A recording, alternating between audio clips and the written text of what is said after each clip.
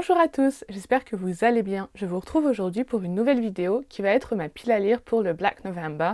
Le Black November, eh bien, on ne le présente plus, c'est le challenge dédié au thriller qui est organisé chaque année par Séverine de la chaîne et du compte Il est bien ce livre.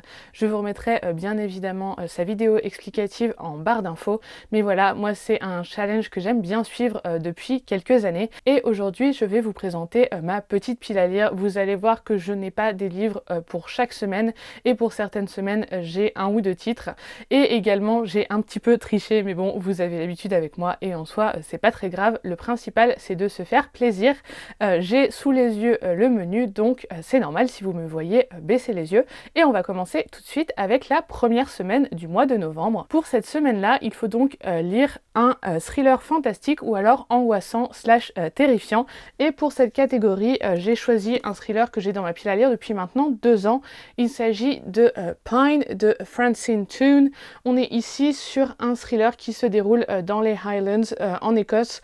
Je ne sais plus exactement s'il y a une réelle touche de fantastique, mais apparemment il est quand même bien creepy et en effet j'imagine facilement avec l'ambiance des Highlands ce que ça peut donner. Je crois qu'il est question d'une disparition d'enfants et de rumeurs, pas forcément de sorcellerie, mais en tout cas de choses très étranges qui se passeraient un petit peu dans cette zone-là.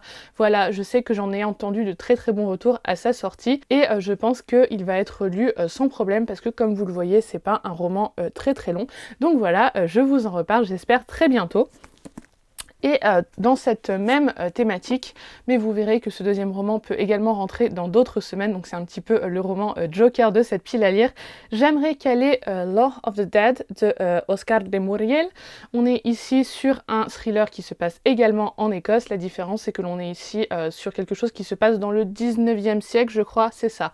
Fin du 19e siècle, également dans les Highlands, mais là il y a réellement plus une touche un peu fantastique et réellement creepy, horrifique, avec un duo d'enquêteurs, donc il ira également dans la semaine dédiée au duo d'enquêteurs. Je vous ai déjà dit dans une autre vidéo que ce thriller faisait partie d'une série.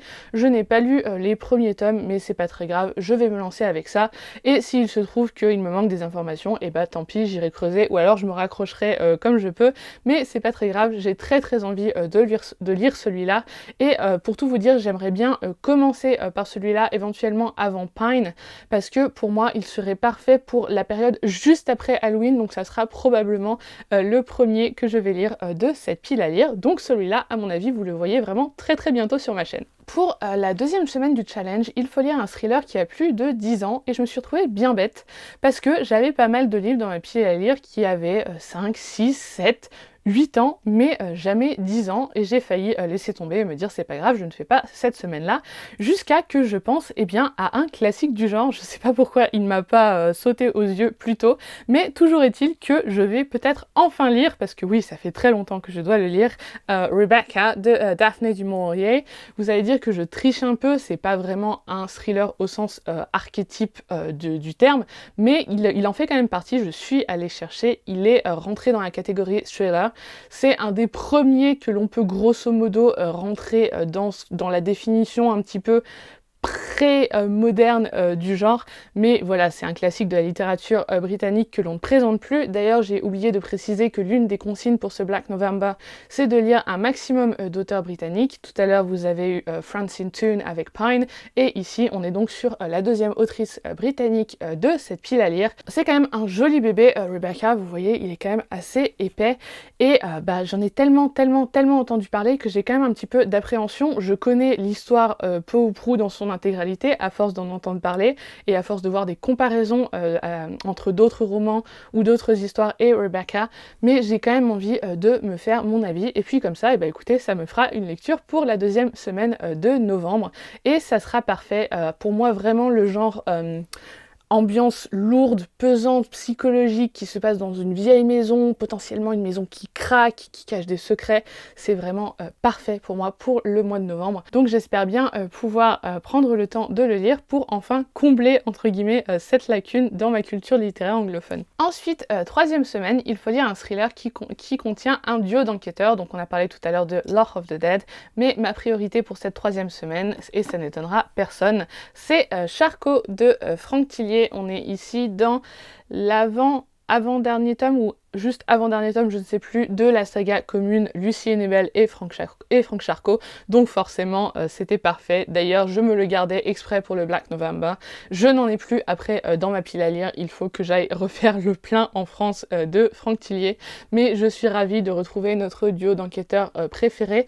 Je sais que ce tome est pas forcément le préféré des fans de la saga, mais bon écoutez, je vais me faire mon avis, et comme ça me permettra d'enchaîner ensuite sur Lucas, c'est celui-là qui vient après, et éventuellement sur un autre. Je ne sais pas si Franck Tillier en a prévu d'autres, mais voilà, j'avance tranquillement dans les Tillier, et c'est toujours un plaisir pour moi. La semaine du 21 au 27 novembre, il faudra ensuite lire un thriller dont la couverture comporte une maison, et là j'ai retourné l'intégralité de ma bibliothèque, et même en twistant la définition du mot maison ou en twistant la définition du genre du thriller, et ben je n'ai rien réussi à caser, c'est pas très grave, ça me fera une petite pause et ça me permettra éventuellement de lire un thriller que je n'aurais pas eu le temps de lire avant.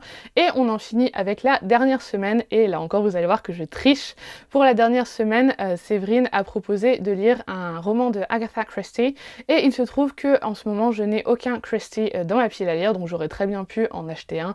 On les trouve très facilement d'occasion pour pas cher du tout, mais j'avais pas envie de me casser la tête, et comme Séverine elle-même a proposé de lire un autre murder mystery que un Agatha Christie, et bien je me suis tournée vers ce genre dans la mesure où j'en ai beaucoup dans la bibliothèque, et je suis même allée jusqu'à Cozy Mystery, pas seulement Murder Mystery, et donc j'ai très envie de lire Sense and Second Degree Murder, donc c'est une réécriture de Jane Austen de Raison et Sentiment, Sense and Sensibility.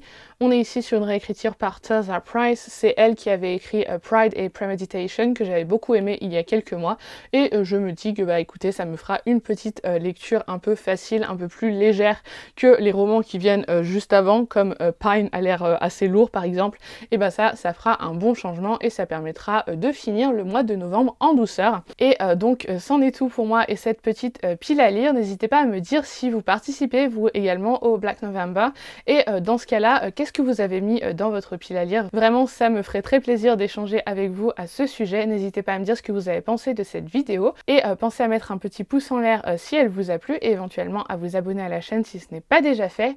Vous pouvez également recommander cette chaîne ou cette vidéo en particulier à quelqu'un à qui ça pourrait plaire, c'est vraiment le meilleur moyen de soutenir la chaîne. Moi je vous dis un très grand merci d'avoir regardé cette pile à lire dans son intégralité, et je vous dis à très bientôt. Ciao!